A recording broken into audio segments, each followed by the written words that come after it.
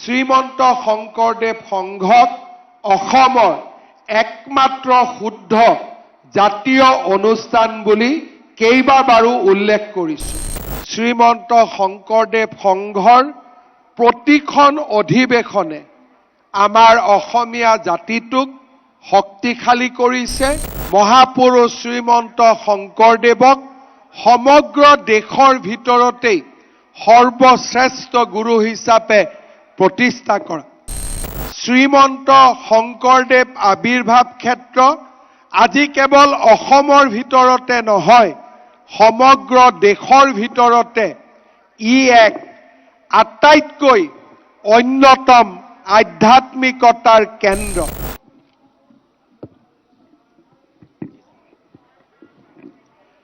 আপোনালোক সকলোৰে ভাল? ইয়াত গোটেই ব্যৱস্থা পাতি ভাল কৰি হৈছে? ঠিক আছে। আজি আমাৰ এই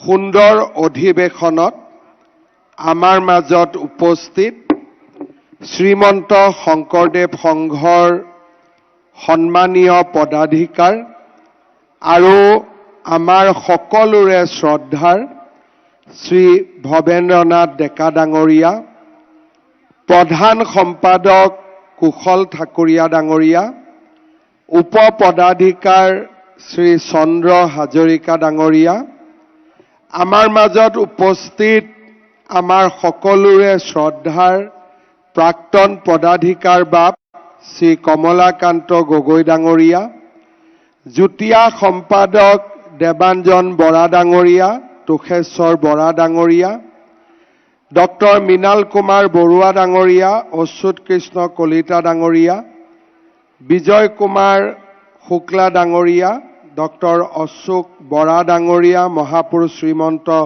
শংকৰদেৱ বিশ্ববিদ্যালয়ৰ উপাচাৰ্য, ডক্টৰ সুব্ৰত জ্যোতি নেওগ ডাঙৰীয়া, তেজপুৰ বিশ্ববিদ্যালয়ৰ সন্মানীয় অধ্যাপক, ভাৰতীয় জনতা পাৰ্টিৰ সন্মানীয় সভাপতি, দৰং ওদালগুৰি লোকসভা সমষ্টিৰ সন্মানীয় সাংসদ দিলীপ শইকীয়া ডাঙৰীয়া, এই অধিৱেশনত সৰ্বতোপ্ৰকাৰে নিজক উৎসৰ্গা কৰা আমাৰ নদুৱাৰ সমষ্টিৰ সন্মানীয় বিধায়ক পদ্ম হাজৰিকা ডাঙৰীয়া, তেজপুৰৰ প্ৰাক্তন সাংসদ পল্লৱলোচন দাস ডাঙৰীয়া, অসম তথা উত্তৰ পূব ভাৰতৰ বিভিন্ন অঞ্চলৰ পৰা অহা সন্মানীয় ভকতসকল, আই মাতৃসকল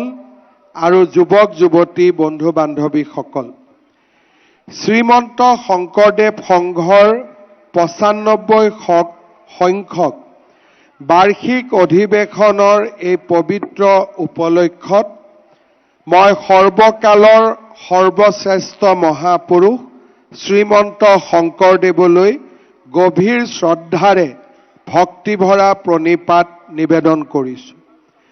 অসমীয়া জাতিৰ প্ৰাণ প্ৰতিষ্ঠাতা মহাপুৰুষ শ্ৰীমন্ত শংকৰদেৱ আছিল সকলো গুণৰ আকৰ। গুৰুজনাৰ কৰ্মৰাজি, মাহাত্ম্য আৰু গুণাৱলীৰ পৰিসৰ অতি বিস্তৃত, বিশাল আৰু চিৰ প্ৰবাহমান।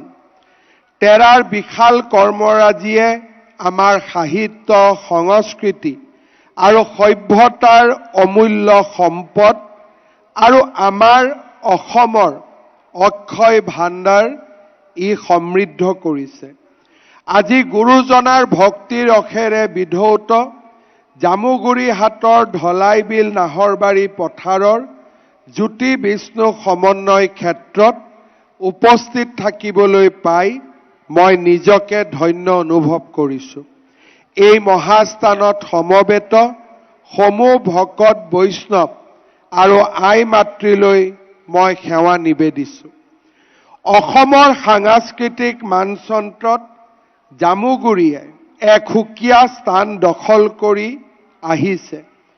মহাবাহু ব্ৰহ্মপুত্ৰৰ উত্তৰ পাৰৰ এই প্ৰাচীন ভূখণ্ড বহু ঐতিহাসিক উত্থান আৰু পতনৰ সাক্ষী। সমৃদ্ধ বৃহত্তৰ জামুগুৰিহাটৰ সমলসমূহে অঞ্চলটোৰ অতীতৰ প্ৰাচুৰ্যৰ কথাকে সোঁৱৰাই আহিছে। মহাপুৰুষ শ্ৰীমন্ত শংকৰদেৱৰ অনন্য অৱদান অংকীয়া ভাওনাক আধাৰ হিচাপে লৈ জামুগুৰি অঞ্চলৰ ৰাইজে আয়োজন কৰি অহা বাৰে চহৰীয়া ভাওনাই মহাপুৰুষজনাৰ আধ্যাত্মিক আৰু সাংস্কৃতিক আদৰ্শক উজ্জীৱিত কৰাত যোৱা 200 বছৰৰো অধিক কাল ধৰি অনন্য অৰিহণা যোগাই আহিছে। সম্প্ৰতি পকামুৰা পথাৰত নিগাজিকৈ আয়োজিত হৈ অহা বাৰে চহৰীয়া ভাওনা জামুগুৰিহাটৰ ৰাইজৰ অক্লান্ত পৰিশ্ৰম, ত্যাগ আৰু নিৰ্মল ভক্তিপৰায়ণতাৰ অন্যতম নিদৰ্শন।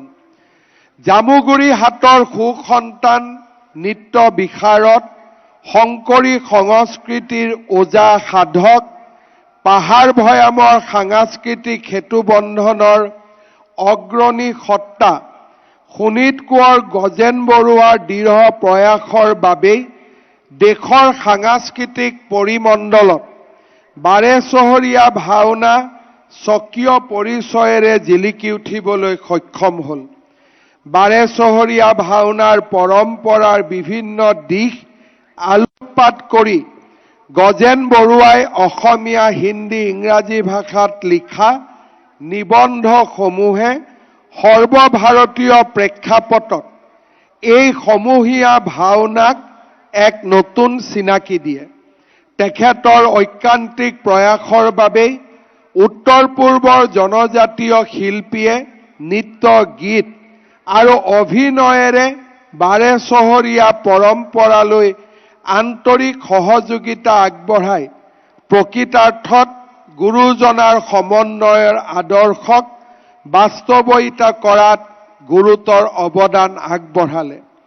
এনে এক সমৃদ্ধ ভূখণ্ডত শ্ৰীমন্ত শংকৰদেৱ সংঘৰ 95 সংখ্যক অধিৱেশনৰ আয়োজনে গুৰুজনাৰ অৱদানৰ প্ৰতি অঞ্চলটোৱে লৈ অহা ভূমিকাৰ পুনৰ অৱলোকনৰ সুযোগ দিছে।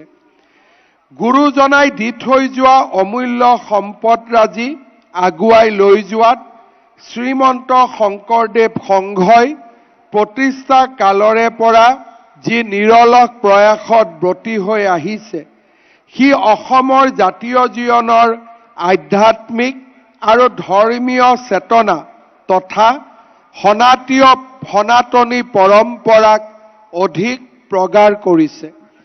গুৰুজনাই আমাৰ জাতিটোক একতাৰ দোলেৰে বান্ধিছিল, ভিন্নতাৰ মাজত সমন্বয়ৰ সোঁত বোৱাইছিল, জাতিটোত নতুন প্ৰাণৰ সঞ্চাৰ কৰিছিল আৰু জাতিটোক বিশ্বজনীনতা প্ৰদান কৰিছিল। মহাপুৰুষৰ এই অৱদানৰাজিক বিশুদ্ধ ৰূপত প্ৰচাৰ আৰু প্ৰসাৰত শ্ৰীমন্ত শংকৰদেৱ সংঘই যি অহোপুৰুষাৰ্থ কৰি আহিছে, সেয়া নিতান্তই প্ৰশংসাৰ যোগ্য।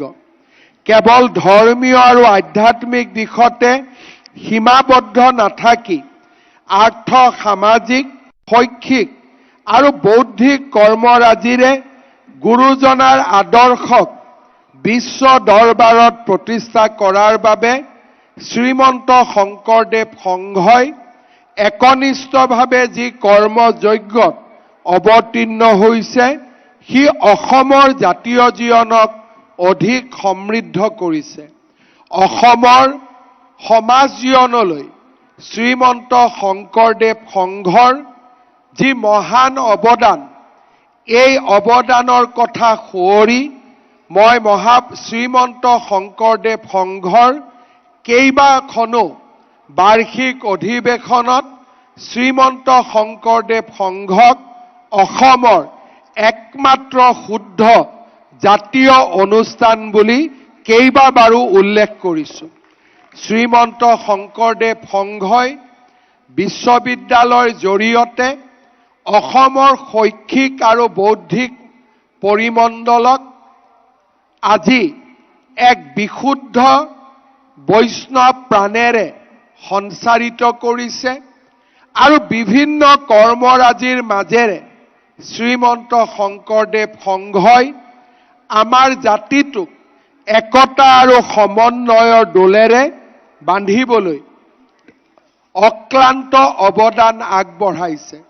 শ্ৰীমন্ত শংকৰদেৱ সংঘৰ প্ৰতিখন অধিৱেশনে আমাৰ অসমীয়া জাতিটোক শক্তিশালী কৰিছে আৰু চাওঁতে চাওঁতে সংঘই আজি 100টা বছৰৰ এক পৰিক্ৰমা অত্যন্ত গৌৰৱেৰে সৈতে পাৰ কৰিছে। আজি আমি জামুগুৰিহাটত সংঘৰ 95 সংখ্যক অধিৱেশনত উপস্থিত আছো।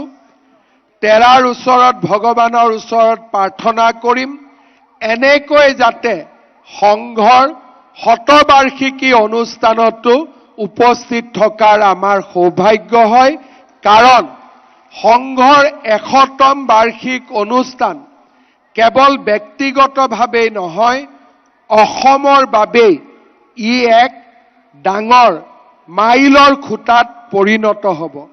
মই সংঘৰ পদাধিকাৰ বাপকে ধৰি আটাইকে শতবাৰ্ষিকীৰ প্ৰাক মুহূৰ্তত আকৌ এবাৰ শ্ৰদ্ধা নিবেদন কৰিছো আৰু মই বিশ্বাস ৰাখোঁ যে সংঘই 100টা বছৰ পাৰ হোৱাৰ পৰিক্ৰমা অত্যন্ত গৌৰৱেৰে সৈতে পাৰ কৰিব।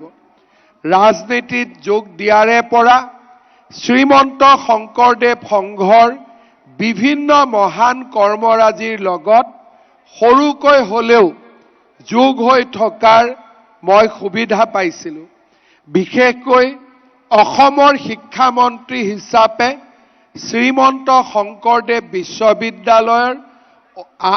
বিশ্ববিদ্যালয়ৰ আইন প্ৰণয়ন কৰা, পৰৱৰ্তী সময়ত ৰাইডিঙিয়াত বিশ্ববিদ্যালয়ৰ স্থায়ী ভৱন স্থাপনত কিছু হ'লেও অৰিহণা যোগোৱাৰ সৌভাগ্য হোৱা, আমাৰ থিফ ক্ৰেডিট ছ'চাইটিক উত্তৰণৰ পথলৈ লৈ যোৱা, এই গোটেইবিলাক কৰ্মযজ্ঞৰ লগত নিজকে জড়িত কৰাৰ যি মই সুযোগ পাইছিলোঁ, সেয়া মই মোৰ ৰাজনৈতিক জীৱনৰ অন্যতম প্ৰাপ্তি বুলি অনুভৱ কৰোঁ। শ্ৰীমন্ত শংকৰদেৱৰ ধৰ্মমত আছিল ভাগৱতৰ আধাৰত গঢ় লোৱা এক উদাৰ ধৰ্মীয় চেতনা। ভাগৱতৰ সৈতে তেৰাই যুক্ত কৰিছিল প্ৰাচীন পৰম্পৰাক। বহু দেৱ দেৱীৰ মাজত ভক্তসকল বিভ্ৰান্ত হোৱাৰ পৰিৱৰ্তে এক কেন্দ্ৰীয় বিন্দুত আধ্যাত্মিক মনোনিৱেশ কৰাৰ সুবিধাৰ বাবে ভাগৱতৰ এক ঈশ্বৰৰ উপাসনাৰ পদ্ধতিটো তেৰাই আঁকোৱালি লৈছিল। বহু দেৱতাৰ মাজত এজন কেন্দ্ৰীয় দেৱতাৰ উপাসনা দৰাচলতে এক সনাতন সত্যৰ উপলব্ধিৰ বাদে আন একো নহয়। শ্ৰীমন্ত শংকৰদেৱে ভাগৱতক গুৰুত্ব দি কীৰ্তনত এই বুলি কৈছিল, ধৰিও কুমাৰ কালে ভাগৱত ধৰ্ম। আকৌ দশমত তেওঁ উল্লেখ কৰিছিল, শুনিওক সৰ্বজন কৃষ্ণক অৰ্পিয় মন মহাভাগৱত কথাষাৰ, ইছে পুৰাণৰ সূৰ্য ভকতিৰ প্ৰকাশক সমস্ত বেদৰো সাৰোদ্ধাৰ। গুৰুজনাই গুৰু, দেৱ, নাম, ভকত এই 4 তত্ত্বক সাৰথি কৰি ভক্তি মাৰ্গৰ প্ৰৱৰ্তন কৰিছিল। একশৰণ হৰিনাম ধৰ্মৰ তত্ত্ব হৈছে ভগৱান কৃষ্ণই একক পৰম সত্তা আৰু তেওঁৰ উপাসনা কৰিলেই জীৱৰ আত্মিক কল্যাণ সাধন হয়। ভক্তই ভগৱন্তৰ নামৰ মাজেৰে ভগৱন্তক বিচাৰি পাব পাৰে।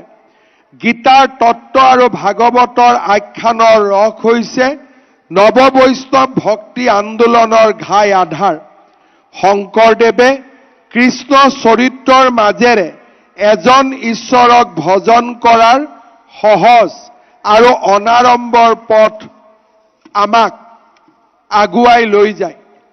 অসমীয়াৰ আধ্যাত্মিক, সাংস্কৃতিক আৰু সামাজিক জীৱনলৈ শ্ৰীমন্ত শংকৰদেৱে আগবঢ়োৱা অৱদানৰ গভীৰতা আমি বিশেষকৈ তেৰাৰ সাহিত্যিক সৃষ্টিৰ মাজেদি অনুভৱ কৰোঁ। গুৰুজনাই নামঘৰ স্থাপন কৰি ধৰ্ম আৰু সংস্কৃতিৰ চৰ্চাৰ ভেটি গঢ়িছিল। বৰগীত আৰু অংকীয়া ভাওনাৰ সৃষ্টিয়ে গুৰুজনাই অসমীয়া সংস্কৃতিত আপুৰুগীয়া সম্পদৰ সংযোজন কৰিছিল। পত্নী প্ৰসাদ, কালিয়া দমন, কেলিগোপাল, ৰুক্মিণী হৰণ, পাৰিজাত হৰণ আৰু ৰাম বিজয় নাট ৰচনা কৰি আৰু ভাগৱতৰ কেইবাটাও স্কন্ধ আৰু উত্তৰাকাণ্ড ৰামায়ণৰ দৰে সংস্কৃত শাস্ত্ৰসমূহ অসমীয়ালৈ অনুবাদ কৰি তেৰাই ৰাজ্যত নতুন আধ্যাত্মিক জাগৰণৰ সৃষ্টি কৰিছিল। মহাপুৰুষজনাৰ জীৱনৰ কীৰ্তিস্তম্ভ কীৰ্তন ঘোষাৰ লগতে গুণমালা, ভক্তি প্ৰদীপ, ভক্তি ৰত্নাকৰ, নিমি নৱসিদ্ধ সংবাদ আৰু অনাদি পাতনৰ দৰে ভক্তিতত্ত্ব প্ৰকাশক গ্ৰন্থসমূহে মহাপুৰুষজনাৰ উচ্চ মানসিকতা, বিশাল পাণ্ডিত্য তথা চিন্তাৰ ব্যাপকতাৰ স্বাক্ষৰ বহন কৰিছে। গুৰুজনাৰ অদ্বিতীয় সৃষ্টি সত্ৰীয়া নৃত্যই ভাৰতৰ ধ্ৰুপদী নৃত্যৰ জগতখন সমৃদ্ধ কৰিছে। গুৰুজনাৰ সৃষ্ট সাহিত্য কেৱল ধৰ্মীয় গ্ৰন্থ নহয়, ই অসমীয়া সমাজ চেতনাৰ ৰূপান্তৰৰ এক শক্তিশালী মাধ্যম। বাণীকান্ত কাকতিদেৱে শংকৰদেৱৰ আধ্যাত্মিক অৱদানক অসমীয়া জীৱনৰ উৎকৰ্ষৰ দিশত এক চতুৰংগ দান বুলি অভিহিত কৰিছে। প্ৰথমতে বহু দেৱতাৰ মাজত একমাত্ৰ প্ৰধান দেৱতাৰ সন্ধানৰ যোগে সমাজক বহু সত্যৰ ভিতৰত সনাতন সত্য উপলব্ধিৰ পথ দেখুওৱা। দ্বিতীয়তে কৰ্ম ধৰ্মৰ জটিলতা আৰু আড়ম্বৰ অতৰাই মানৱ জীৱনক মুক্ত কৰাৰ প্ৰচেষ্টা। তৃতীয়তে বাহ্যিক আচাৰ অনুষ্ঠানৰ ঠাইত বিশুদ্ধ অন্তৰক আধ্যাত্মিক উপলব্ধিৰ মূল ক্ষেত্ৰ হিচাপে প্ৰতিষ্ঠা কৰা। আৰু চতুৰ্থতে সমাজৰ বিদ্যমান শ্ৰেণীৰ ব্যৱধান দূৰ কৰি সমতাৰ বাণী প্ৰচাৰ কৰা। এই চাৰিটা আধ্যাত্মিক দানৰ বিস্তাৰ আৰু বিকাশ শংকৰদেৱ আৰু তেৰাৰ শিষ্য অনুৰক্তসকলৰ ৰচনাৱলীত আমি স্পষ্টভাৱে দেখা পাওঁ। এই সাহিত্যসমূহে অসমীয়া সমাজত এক নতুন আধ্যাত্মিক আৰু সামাজিক আলোড়নৰ সৃষ্টি কৰিছিল। বৈষ্ণৱ সাহিত্যই অসমৰ সমাজত নতুন প্ৰাণৰ সংচাৰ কৰিছিল। ই অসমক সৰ্বভাৰতীয় আৰু মহাজাতীয় চৈতন্যৰ লগত সংযোগ স্থাপন কৰাত সহায় কৰিছিল।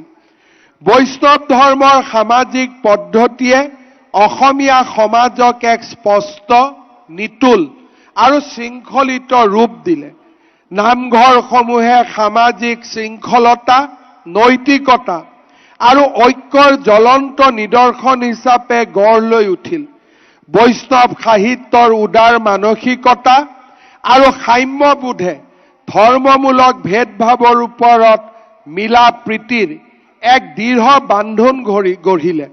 অসমীয়া জাতীয় জীৱনত শংকৰী সাহিত্য আৰু শংকৰী চিন্তাধাৰাৰ প্ৰভাৱ কেৱল গভীৰেই নহয়, ই আমাৰ সমাজৰ মূল আধাৰস্বৰূপ। মূলতঃ সাংস্কৃতিক চেতনাবোধ, জাতীয়তাবাদ আৰু প্ৰবল আশাবাদক আধাৰ হিচাপে লৈ গুৰুজনাই প্ৰৱৰ্তন কৰা নৱ বৈষ্ণৱ ধৰ্মৰ এক লক্ষণীয় বৈশিষ্ট্য আছিল সৰ্বভাৰতীয় চেতনাবোধৰ সৈতে ঐক্য স্থাপন। ভাৰতৰ লগত অসমৰ সম্বন্ধ অতি প্ৰাচীন যদিও মহাপুৰুষ শ্ৰীমন্ত শংকৰদেৱৰ সময়ৰ পৰাহে অসমে সাংস্কৃতিক ক্ষেত্ৰত সৰ্বভাৰতীয় ৰূপ পৰিগ্ৰহ কৰে। মহাপুৰুষ শ্ৰীমন্ত শংকৰদেৱ প্ৰথমজন অসমীয়া যিজনে সৰ্বভাৰতীয় ঐতিহ্যৰ ঢল পোন প্ৰথমবাৰৰ বাবে অসমলৈ বোৱাই আনিলে আৰু অসমীয়াৰ মানসিক দিগন্ত অসমৰ পৰা ভাৰতলৈ প্ৰসাৰিত কৰিলে। মহাপুৰুষ শ্ৰীমন্ত শংকৰদেৱে আনুষ্ঠানিক শিক্ষা আৰম্ভ কৰিছিল মহেন্দ্ৰ কন্দলীৰ সংস্কৃতিক টোলত। গুৰু চৰিত কথাত আমি পাওঁ, কন্দলী টোলত থাকোঁতেই তেৰাই 4 বেদ 14 শাস্ত্ৰ, অষ্টাদশ পুৰাণ, অষ্টাদশ ভাৰত সংহিতা, 14 ব্যাকৰণ, অষ্টাদশ তত্ত্ব, অষ্টাদশ কাব্য আদি অধ্যয়ন কৰিছিল। বেদ পুৰাণ মহাকাব্য এই সকলোতে ভাৰত ভূমিক এক পুণ্য ভূমি হিচাপে গ্ৰহণ কৰা হয়। গুৰুজনাই ভাগৱতত কৈছে, দেৱৰো দুৰ্লভ ইটো জন্ম ভাৰতত, হৰাই চিন্তামণি যেন জানিবা হাতত। মহাপুৰুষজনাৰ মনত ভাৰতবোধৰ চেতনা ছাত্ৰশালত শাস্ত্ৰ চৰ্চাৰ মাজেদি জাগৃত হলেও প্ৰথমবাৰৰ তীৰ্থ ভ্ৰমণৰ কালছোৱাত আহৰণ কৰা বাস্তৱ অভিজ্ঞতাই ইয়াক এক সচেতন আৰু সজীৱ ৰূপ দিয়ে। সেই তেৰাৰ দ্বাৰা প্ৰচাৰিত ধৰ্ম মততো এক সৰ্বভাৰতীয় দৃষ্টিভংগী প্ৰকাশ পাইছে। চৰিত পুথিমতে প্ৰথমবাৰ তীৰ্থ ভ্ৰমণৰ কালত বদৰিকাশ্ৰমত থাকোঁতেই তেখেতে প্ৰথম বৰগীতটো ৰচনা কৰিছিল। প্ৰথমবাৰ তীৰ্থ ভ্ৰমণৰ সময়তে সেই সময়ত ভাৰতবৰ্ষত চলি থকা গীত মাত নাট আদিৰ সৈতে পৰিচিত হোৱাৰ সুযোগ পাইছিল আৰু ঘূৰি আহি অসমৰ লোকনাট্য পৰম্পৰা আৰু শাস্ত্ৰীয় ধাৰাটোক পৰীক্ষা নিৰীক্ষাৰ মাজেৰে গুৰুজনাই অংকীয়া নাট শৈলীৰ সৃষ্টি কৰিছিল। মহাপুৰুষজনাৰ 2 বাৰৰ তীৰ্থ ভ্ৰমণৰ বিৱৰণ আমি চৰিত পুথিত পাওঁ। চৰিত পুথিত বিভিন্ন ঠাইৰ সবিস্তাৰ বৰ্ণনা আৰু নামো দিয়া হৈছে য'ত তেৰাই থিতাপি লৈছিল। সেই স্থানবোৰৰ ৰীতি নীতি, সাংস্কৃতিক পৰিৱেশ এই সকলোবোৰৰ সংস্পৰ্শলৈ গুৰুজনা আহিছিল আৰু তেৰাৰ অভিজ্ঞতা সম্বলিত উপাদানবোৰেৰে অসমৰ নৱবৈষ্ণৱ ধাৰাক পুষ্ট কৰাৰ সুযোগ পাইছিল। গুৰুজনাৰ ৰচনাত ভাৰত শব্দৰ বাৰম্বাৰ উল্লেখেই ভাৰত চেতনা তেৰাৰ মন মানসিকতাত যে সক্ৰিয়ভাৱে ক্ৰিয়াশীল হৈ আছিল সেই কথাৰ উমান দিয়ে। নদী, পৰ্বত, পাহাৰ আদিৰ নাম এই তীৰ্থ ভ্ৰমণৰ বৰ্ণনাত পোৱা যায়। ভাৰতবৰ্ষৰ প্ৰতি থকা গুৰুজনাৰ আকৰ্ষণৰ কথা বৰগীতত পোৱা যায়। কীৰ্তন ঘোষাৰ বিভিন্ন স্থানতো ভাৰতৰ উল্লেখ আছে। এনেদৰে কোনদিনা ইটো শৰীৰ পৰয়, কেতিক্ষণে নেয়জম, আউৰ কি চেণ্ঠৰে, ভাৰত ভূমিতে শুই বাহা মনুষ্য জনম। অসমৰ মহাপুৰুষীয়া বৈষ্ণৱ ধৰ্মত ভাৰতীয় ৰাষ্ট্ৰীয়বাদৰ আৰু ভাৰত ভূমিৰ প্ৰতি থকা অক্লান্ত মৰম আৰু শ্ৰদ্ধাৰ উমান পোৱা যায়। সেয়েহে আমাৰ ৰাজ্য চৰকাৰেই হওক বা শ্ৰীমন্ত শংকৰদেৱেই হওক বা অসমীয়া জাতিৰ সন্মুখত থকা এক ডাঙৰ প্ৰত্যাহ্বানেই হ'ল মহাপুৰুষ শ্ৰীমন্ত শংকৰদেৱক সৰ্বভাৰতীয় প্ৰেক্ষাপটত প্ৰতিষ্ঠা কৰা। মহাপুৰুষজনাৰ অন্তৰত যি ভাৰত ভূমিৰ প্ৰতি প্ৰেম নিহিত হৈ আছিল, পঞ্চদশ শতিকাত আমি দেখা সকলোবোৰ গুৰু আৰু মহাপুৰুষৰ ভিতৰত মহাপুৰুষ শ্ৰীমন্ত শংকৰদেৱ আছিল অন্যতম একক আৰু ব্যতিক্ৰম।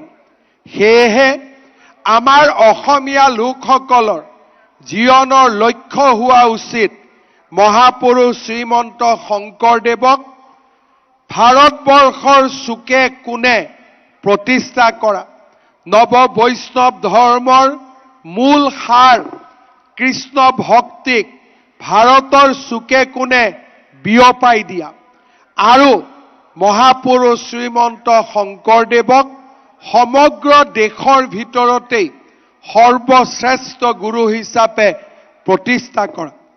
যোৱা 5টা বছৰত মহাপুৰুষ শ্ৰীমন্ত শংকৰদেৱক ভাৰত ভূমিৰ কেন্দ্ৰীয় স্তৰলৈ লৈ যোৱা বাবে ৰাজ্য চৰকাৰে জৱাহৰলাল নেহেৰু বিশ্ববিদ্যালয় আৰু কবিগুৰু ৰবীন্দ্ৰনাথ ঠাকুৰে প্ৰতিষ্ঠা কৰা বিশ্বভাৰতীত আমি মহাপুৰুষ শ্ৰীমন্ত শংকৰদেৱ আসন প্ৰতিষ্ঠা কৰিছো। বটদ্ৰৱাত ৰাজ্য চৰকাৰৰ উদাৰ আৰ্থিক সাহায্যৰে নিৰ্মাণ হোৱা শ্ৰীমন্ত শংকৰদেৱ আবিৰ্ভাৱ ক্ষেত্ৰ আজি কেৱল অসমৰ ভিতৰতে নহয়, সমগ্ৰ দেশৰ ভিতৰতে ই এক আটাইতকৈ অন্যতম আধ্যাত্মিকতাৰ কেন্দ্ৰ। নাৰায়ণপুৰত মহাপুৰুষ মাধৱদেৱৰ জন্মভূমিকো শ্ৰীমন্ত শংকৰদেৱ সংঘৰ সৈতে আলোচনা কৰি সজাই পৰাই তুলিবলৈ ৰাজ্য চৰকাৰে ইতিমধ্যে এক ব্যাপক আৰু বিশাল প্ৰচেষ্টা হাতত লৈছে। গুৰুজনাৰ কৰ্মভূমি, য'ত নেকি গুৰুজনাই জীৱনৰ আটাইতকৈ অমূল্য সময়সমূহ পাৰ কৰিছিল, আজি সেই পাতবাউসীক নতুনকৈ সজাই পৰাই তোলাৰ এক মহান কৰ্মযজ্ঞত ৰাজ্য চৰকাৰ নিয়োজিত হৈছে। এই গোটেইবিলাকৰ ভিতৰত যোৱা 5টা বছৰত অসম চৰকাৰৰ এক ডাঙৰ সফলতা আছিলে বৃন্দাবনী বস্ত্ৰক ৰাজ্যলৈ আমাৰ ভকত বৈষ্ণৱসকলে চাব পৰাকৈ উভতাই অনা। অহা কেইদিনমানৰ ভিতৰতে গুৱাহাটীত আধুনিক সংগ্ৰহালয় নিৰ্মাণৰ কাম আৰম্ভ হ'ব আৰু 2027 চনত আমি বৃন্দাবনী বস্ত্ৰক 2 বছৰৰ বাবে ব্ৰিটিছ মিউজিয়ামৰ পৰা অসমলৈ লৈ আহিম, যাতে অসমৰ ভকত বৈষ্ণৱসকলে বৃন্দাবনী বস্ত্ৰক স্বচক্ষুৰে চাব পাৰে।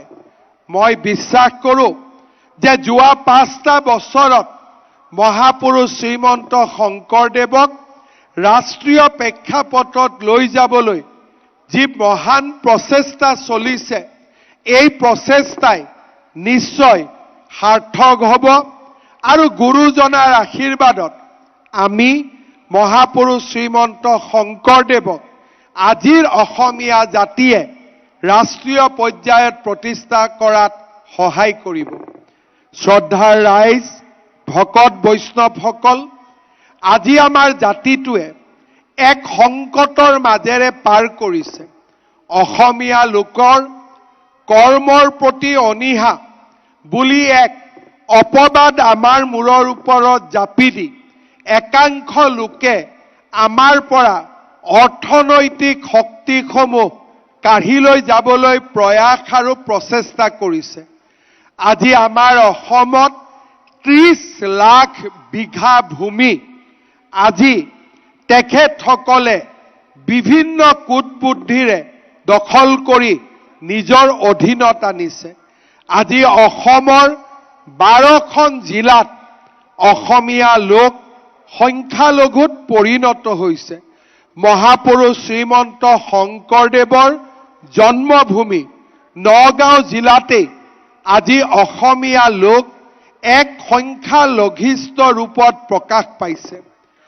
জাতীয় জীৱনৰ সন্ধিক্ষণৰ সময়ছোৱাত আমাৰ মাজত এছামে আত্মসমৰ্পণৰ ৰাস্তা বিচাৰি উলিয়াইছে।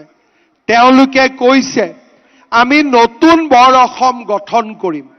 এছামে কৈছে যে অসমীয়াই এই অচিনাকি লোকসকলৰ লগতে থাকি সমন্বয়ৰ সেতু গঢ়িব লাগিব আৰু এছামে স্পষ্টভাৱে কৈছে যে অসমীয়াই আত্মসমৰ্পণ কৰিব লাগিব কিন্তু আমি যোৱা 5টা বছৰত 1.5 লাখতকৈও অধিক ভূমি অচিনাকি লোকসকলৰ পৰা কাঢ়ি আনিলো 1,60,000 আমি চৰকাৰী নিযুক্তিত আমি 92% নিযুক্তি কেৱল অসমীয়া আৰু আমাৰ অসমবাসীৰ বাবে আমি সুৰক্ষিত কৰিলো আজি অসমৰ চৰকাৰৰ ভিতৰ চৰাত আমি এটা অসমীয়া মন প্ৰবাহিত কৰিবলৈ সক্ষম হলো এতিয়া আমাৰ বিষয়া কৰ্মচাৰী আৰু চৰকাৰৰ যি ইকোসিস্টেম বুলি কওঁ সেই ইকোসিস্টেমটোক আজি আমি অসমীয়াৰ গৌৰৱেৰে নতুনকৈ উজ্জীৱিত কৰিলো এজন অসমীয়া হিচাপে আত্মসমৰ্পণৰ পথ মই স্বীকাৰ কৰিবলৈ বাধ্য নহয় মই বিশ্বাস কৰোঁ যে কোনোবা অচিনাকি লোকৰ ওচৰত কোনোবা বাংলাদেশৰ পৰা অহা অবৈধ মিয়াৰ ওচৰত আত্মসমৰ্পণ কৰাতকৈ মৃত্যুৱে শ্ৰেষ্ঠ আৰু সেই আদৰ্শেৰে আজি অসমীয়াই অদম্য শক্তিৰে আমাৰ জাতিটোক আকৌ এবাৰ নতুনকৈ সঞ্জীৱিত কৰাৰ যুঁজত নামি পৰিছে অৰ্থনৈতিক শক্তি আৰু অৰ্থনৈতিক সাহস হৈছে এই যুঁজৰ অন্যতম উপাদান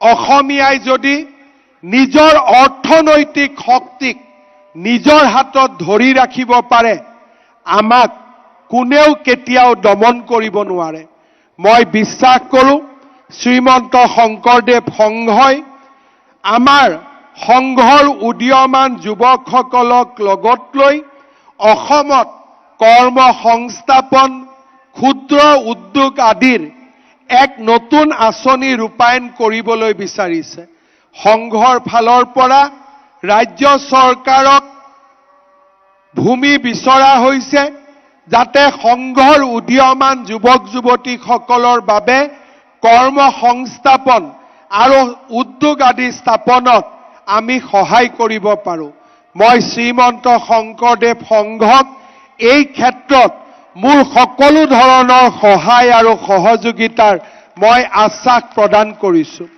মহাপুৰুষ শ্ৰীমন্ত শংকৰদেৱ আৰু মাধৱদেৱৰ ৰচনাৱলীক সমগ্ৰ ভাৰতৰ ভাষীলৈ অনুবাদ কৰাৰ বাবে সংঘই এক বিশাল প্ৰকল্প হাতত ল'ব বিচাৰিছে সংঘৰ প্ৰতিটো মহৎ কামৰ লগত আজি যোৱা 25টা বছৰে মই নিজক জড়িত কৰি ৰাখিছোঁ মই নিশ্চিতভাৱে বিশ্বাস কৰোঁ মহাপুৰুষ শ্ৰীমন্ত শংকৰদেৱৰ প্ৰতিখন গ্ৰন্থ ভাৰতবৰ্ষৰ বিভিন্ন ভাষাত অনুবাদ কৰা আৰু প্ৰত্যেকখন মহাবিদ্যালয় আৰু বিশ্ববিদ্যালয়ৰ গৱেষণাগাৰত গ্ৰন্থালয়ত তাক উপহাৰ দিয়া আমাৰ এক জাতীয় কৰ্তব্য সংঘই এই কামৰ বাবে 2 কোটি টকাৰ অনুদান বিচাৰিছে মই ৰাজ্য চৰকাৰৰ পৰা 2 কোটি টকা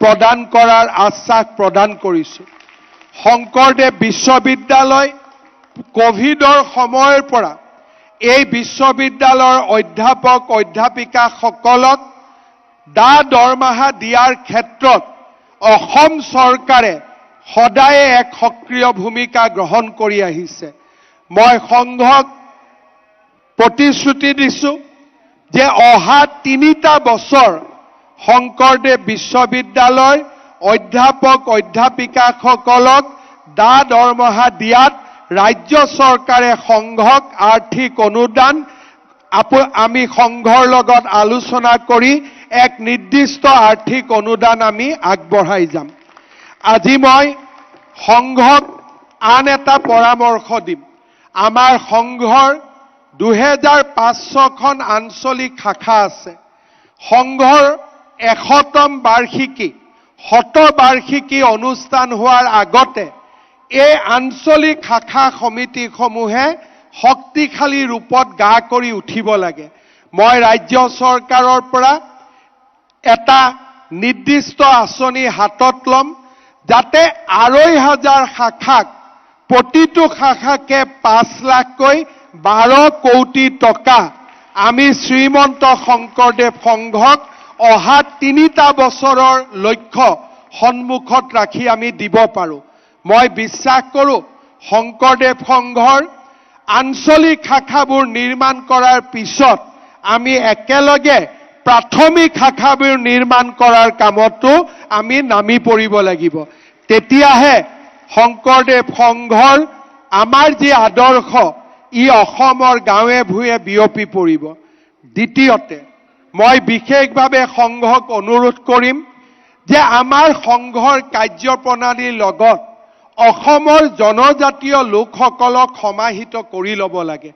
আমাৰ মহাপুৰুষ শ্ৰীমন্ত শংকৰদেৱে এখন সমাজৰ সপোন দেখিছিল, যিখন সমাজে আধ্যাত্মিকভাৱে প্ৰতিগৰাকী অসমীয়াক একত্ৰিত কৰিব।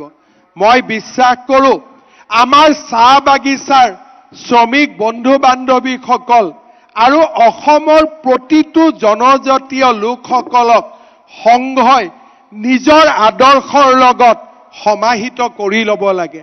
যদি আমি এটা বিশাল অসমীয়া জাতি নিৰ্মাণ কৰিব নোৱাৰোঁ আৰু ২০ বছৰ পিছত কোনো অসমীয়াই এই অসম ভূমিত জীয়াই থাকিব নোৱাৰিব।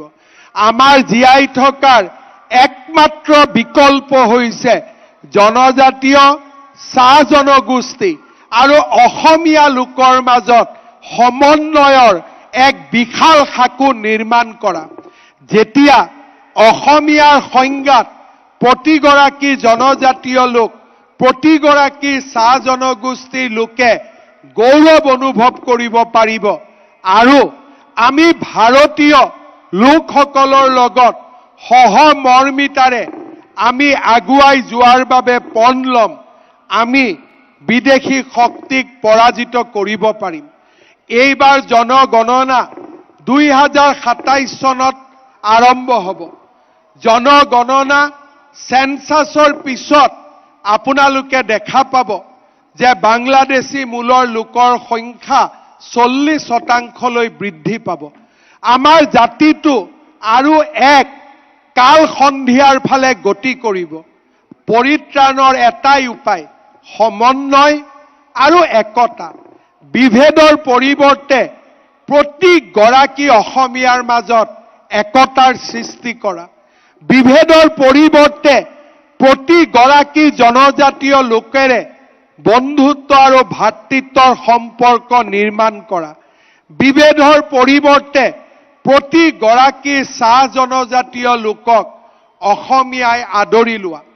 অসম চৰকাৰে বিহুৰ, ঝুমুৰ, বাগৰুম্বা, কৃষ্টি সংস্কৃতিৰ মাজেৰে আমি এক মহান অসমীয়া জাতি নিৰ্মাণৰ প্ৰচেষ্টা কৰিছোঁ। কিন্তু চৰকাৰৰ চিন্তা যিমানেই মহান নহওক কিয় আমাৰ সীমাবদ্ধতা আছে। এটা সময়ৰ পিছত আমি কিছুমান কাম কৰিব নোৱাৰোঁ, কিন্তু শংকৰদেৱ সংঘৰ সীমাবদ্ধতা নাই। অসমৰ একমাত্ৰ জাতীয় অনুষ্ঠান হিচাপে মই শ্ৰীমন্ত শংকৰদেৱ সংঘক অসমীয়া জাতিৰ পুনৰ নিৰ্মাণ, এখন সৰ্বাংগ সুন্দৰ সমন্বয়ৰ আধাৰত নিৰ্মাণ, এক অসমীয়া জাতি নিৰ্মাণৰ বাবে অক্লান্ত পৰিশ্ৰমেৰে আগবাঢ়িবলৈ আহ্বান জনাম। আজি আমাৰ তেজপুৰ জিলা শাখাই অত্যন্ত সুন্দৰভাৱে এই সত্ৰ সংঘৰ বাৰ্ষিক অধিৱেশন আয়োজন কৰিছে। আমাৰ কমলাকান্ত গগৈ বাপ ইয়াত উপস্থিত আছে। নাহৰকটীয়াত মই যেতিয়া গৈছিলোঁ, নাহৰকটীয়াৰ ভকত বৈষ্ণৱসকলে ইমান ধুনীয়াকৈ অধিৱেশন আয়োজন কৰাৰ কাৰণে তাত নামঘৰৰ বাবে মই ১ কোটি টকা দি থৈ গৈছিলোঁ। আজি মই তেজপুৰ জিলা শাখাকো নামঘৰ নিৰ্মাণৰ বাবে ১ কোটি টকা ঘোষণা কৰিছোঁ। পুনৰ এবাৰ আপোনালোক সকলোকে মই মোৰ কৃতজ্ঞতা জনাই পদ্ম হাজৰিকাদেৱ আমাৰ বিজেপিৰ বিধায়ক, তেখেতে যোৱা 6 মাহ ধৰি ইমান মৰমেৰে সৈতে শ্ৰদ্ধাৰে সৈতে এটা বিশাল আধ্যাত্মিক মন লৈ যি ধৰণে এই অধিৱেশনখনৰ নেতৃত্ব ল'লে আৰু ভকত বৈষ্ণৱসকলৰ লগত হাতত হাত ধৰি কাম কৰিলে, তাৰ বাবে মই তেখেতকো ধন্যবাদ আৰু কৃতজ্ঞতা জনাইছো। সংঘৰ প্ৰতিগৰাকী বাপ বৈষ্ণৱৰ শ্ৰী চৰণত মই সেৱা জনাইছো। ইয়াত আহি মোৰো এটা লাভ হ'ল, মই মঞ্চত বহি থাকোঁতে আমাৰ মণিৰাম দাস বাপে মোক 10,000 টকা দিলে। এই 10,000 টকা দি ক'লে যে বাপ আপোনালোক যাতে ইলেকশ্যনত জিকিব পাৰে, দান মই আগবঢ়ালো 10,000 টকা। বাপক মই ধন্যবাদ জনাই মই মোৰ বক্তব্যৰ সামৰণি মাৰিছো। ধন্যবাদ। জয় হিন্দ, বন্দে মাতৰম, জয় গুৰু শংকৰ।